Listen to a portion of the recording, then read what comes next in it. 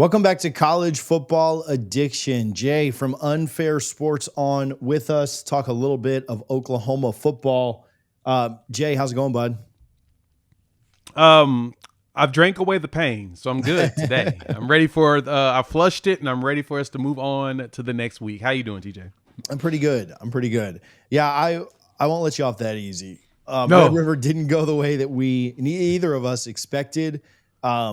Certainly a game that just, it's a rivalry. I get it, but a game that oftentimes doesn't go the way that you would expect, and didn't go the way that a lot of people expected this week. Texas defense played well. Oklahoma sloppy.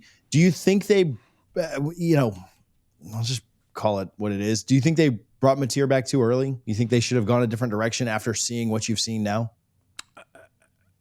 I think that after the first half, it felt like you started to see that decline. You should have, as the first half was progressing, it felt like, they probably should have pulled John Matir.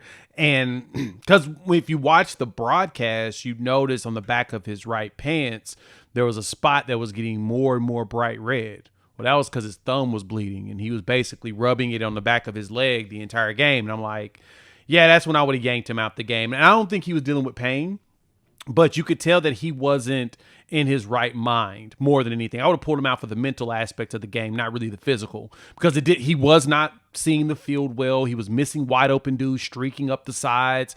It just felt like he was just kind of discombobulated playing in the game. So it may have not been that he was in pain, but I think he was mentally not there like he should have been. And I think Michael Hawkins would have done just as fine, if not better, given the circumstances. Yeah, it's hard to think that. Yeah, obviously Matir had the turnovers and the big one late, but it's hard to think that the backup would have been so much worse, right? Like at the end of the day, Right. A loss is a loss, and so who cares? But you do get the benefit of hindsight. It's very easy to say like, oh, okay, well, we should have done this. In that moment, you want the best player in your team out there, and you're QB1, so it's hard to blame them. But the perspective is good to look at. Do you looking ahead to this game at South Carolina, gives him another week to rest up and get healthy or healthier than he was? You don't think there's any? He certainly just is the quarterback going forward unless he gets banged up pretty bad, right? Yeah, to me, I saw why they played him, and I understood why they played him. It's mainly because him and Ben Arbuckle came together as a package deal for the most part, and they both came basically because they know the offense. And I'm not saying Michael Hawkins doesn't know the offense yet. I'm saying more so they know more nuanced parts of the offense to where if adjustments truly need to be made, they can make those changes on the fly a lot easier because then John can teach everybody quickly in the huddle, hey, adjust this route, do this, do that. And it's stuff that maybe they haven't dove into the playbook yet, right? It's even though they should have prepped for a lot of this anyway. But I give it to Texas, man. Tip of the hat to them. They played the most conservative game I think I'd ever seen them play in this Sarkisian era. They were very slow, methodical. They slow paced it. They took their time. They were like, we're not going to lose this game because we're going to do something stupid. Our goal is to just take our time and hopefully it works out for us. And so for Oklahoma, the most important thing here is going to be John Matir is going to need to get his mind on seeing the field like he has before and hitting those open receivers, man. Satania's a few plays. That dude was streaking up the side and you're like, bro, he's right there. But he's looking at other things. And so you've got to find ways to get around that. But I think that another week of health, he should be fine going into South Carolina. This is a game last year that obviously Oklahoma had their struggles last year, but this is a game last year that South Carolina. It didn't happen. Delete it from your brain. Just dominant. Now, South Carolina doesn't necessarily look the same either right now as they take another loss to LSU. But I don't know if you've gotten a chance to rewatch that yet or just see the highlights. They really did hang around and they played about like I expected. I actually thought they would cover, and kind of a late score made that go the other way, which is why Vegas continues to build palaces out in the desert. But I thought I was fairly impressed with South Carolina's defense. Their offense just not good enough. But this presents a pretty interesting matchup, a very different profile of a team than what Texas does. Obviously, Sellers likes to move a good bit, and he looks pretty mobile there against LSU. Just couldn't do enough. This is an interesting one because you do have to bounce back against a pretty good defense. Probably not to the level of Texas's, but does have a really good front, kind of like Texas did, and a really good player on that defensive line that'll probably be a first rounder. Just thoughts on the ability to bounce back against what I think is a pretty good team and maybe a bit of a matchup issue. Yeah, I think that South Carolina is a solid squad. I don't think that they're as good as they were last year. Like you said, the thing that we saw out of them last season was dominance in the front. Sellers was breaking out and all of that, but he's had his struggles this season. And to me, to be honest, our defensive line has not been the defensive line that we truly expected. Dylan Stewart is Dylan Stewart, but the rest of them, the Pips, the supporting cast has not been what we thought it was going to be this year. And so to me, Oklahoma has a chance to go out there and exert their dominance. They should be able to play a slow, steady, conservative offense because that's the only thing we asked for here at Oklahoma this year. And fans are probably upset that it's not exceeding those expectations. We just want a middle of the road offense that can help this defense be better. Defense is now ranked number one in a lot of key stats. And they continued that last week. They actually still maintain average, giving up the least amount of yards per game overall. And they held Texas to under 100 yards under their average because the defense is still really good. And so I think South Carolina is going to have a matchup problem there on our defense to their offense, because they have not been playing very well overall. Heck, they just fired their offensive line coach, which if you ask Sooner fans, they wish that we would do the same right now, which I don't understand that because someone would hire ours immediately, but I digress. I do think that some changes need to be made at Oklahoma, but I think South Carolina as a program is just not going the direction that they hoped. And I think Oklahoma does lead them to having a matchup problem overall. It's probably going to be a low-scoring game again, but I think Oklahoma can grind this one out. It's going to that Oklahoma needs to grind this out just the same way that Texas grinded the game out that we just played. I'll get right back to the video, but first I do want to tell you about our friends over at Sleeper. Do not delay. We're like halfway through the month. The offer only goes through October. But if you've been waiting to deposit, if you've been waiting to put money into the app, you don't even have to do that now. You get a free $20 play by putting our code in, CFA, for college football addiction, on the Sleeper app. The link in the description literally will auto-populate that for you.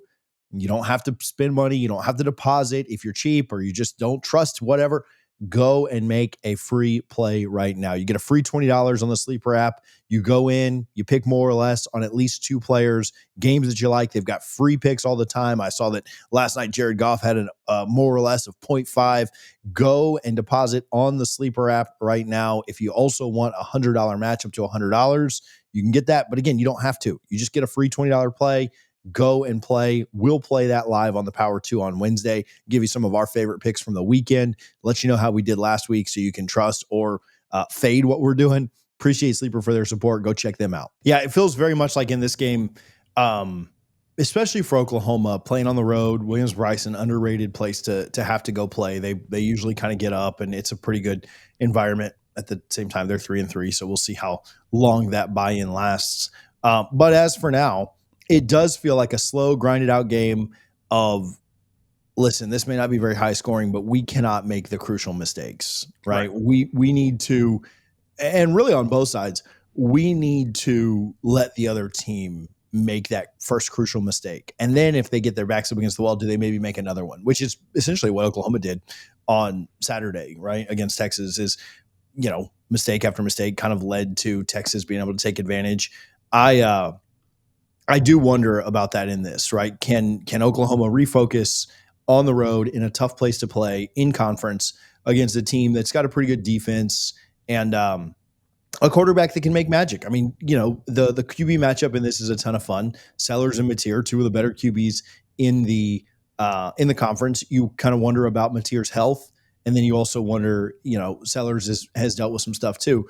Can he do it against a really good Oklahoma defense? And that added element of the quarterback run is always concerning. Oklahoma's built to limit that, but nobody's built to just like, oh yeah, you're a great runner. Like we're just gonna totally shut that down. Now Oklahoma may go do it now that I said it, but I do think that Hopefully. the matchup from that perspective is really interesting. Yeah, I'm very intrigued at stopping Sellers' legs. And like the run game has not been as stout as South Carolina would have hoped, right? Rasul Faison has not.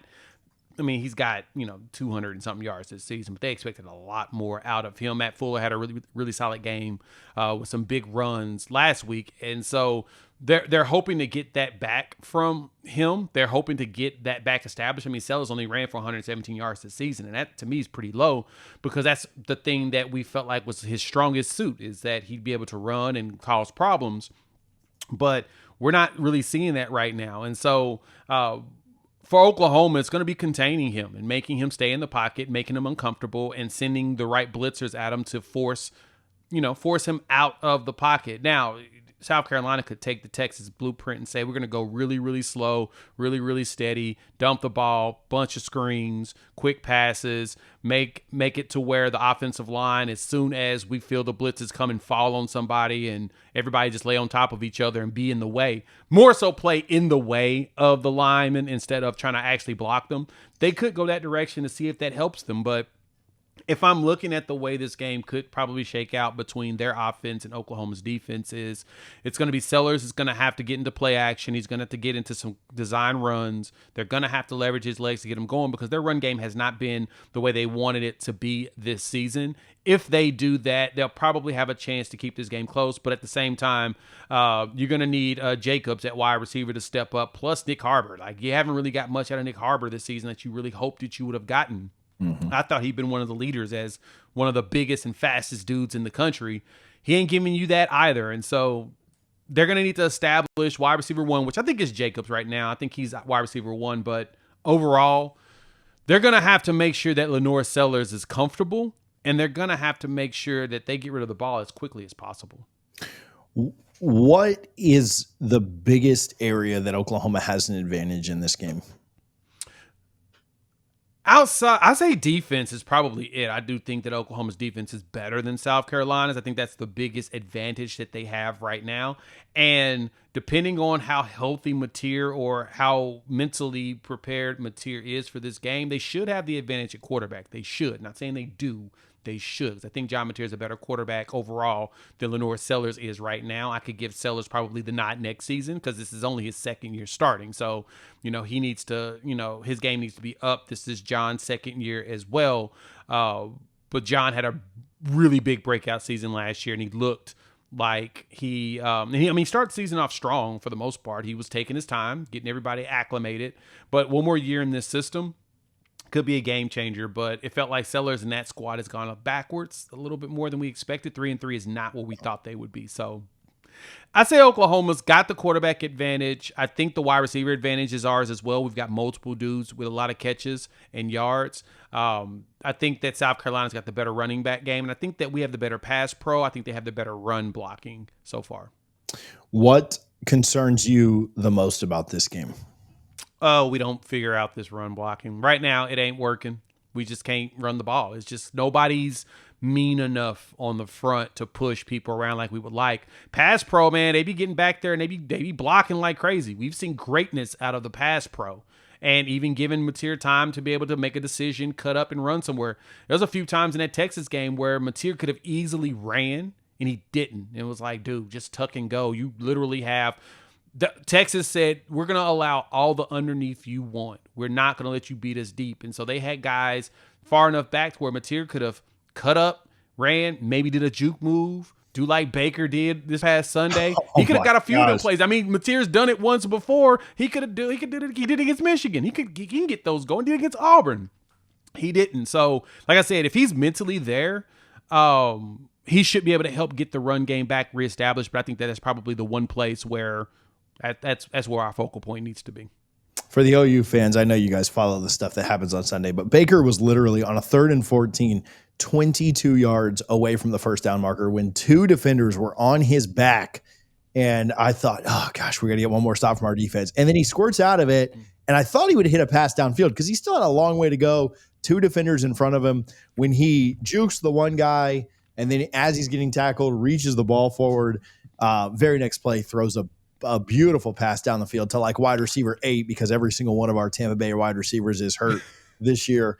I even tweeted it, put him in the Hall of Fame immediately. Like, don't even wait. Just that run alone, take his cleats, put him in the Hall of Fame from that run because man, he is so much fun. But anyway, back to college football. We're so glad that you're appreciating our Baker Mayfield.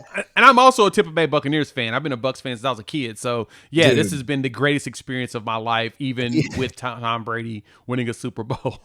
The resurgence in his career, I'll stay on the NFL for just another, like, he is more fun to root for than Tom Brady was here, which easily here.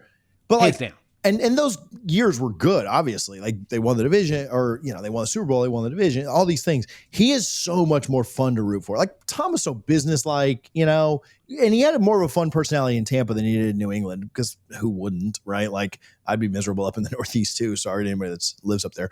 But Tom was fun here. There's no doubt. Baker's the most fun quarterback to watch in football right now, just from the way he carries himself, and really watching the resurgence of his career. It really felt like his career was heading down the Johnny Manziel path, not necessarily off the field, but just like flamed out. You can't win like that in the NFL.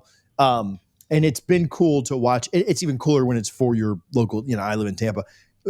It's cooler when it's for your local team, but I feel like everybody in the NFL is a Baker Mayfield fan. Like it's kind of like, we like watching him play. You don't like when he does these things to your team, but anyway, all right. He's the perfect underdog story. The perfect really underdog story. Perfect.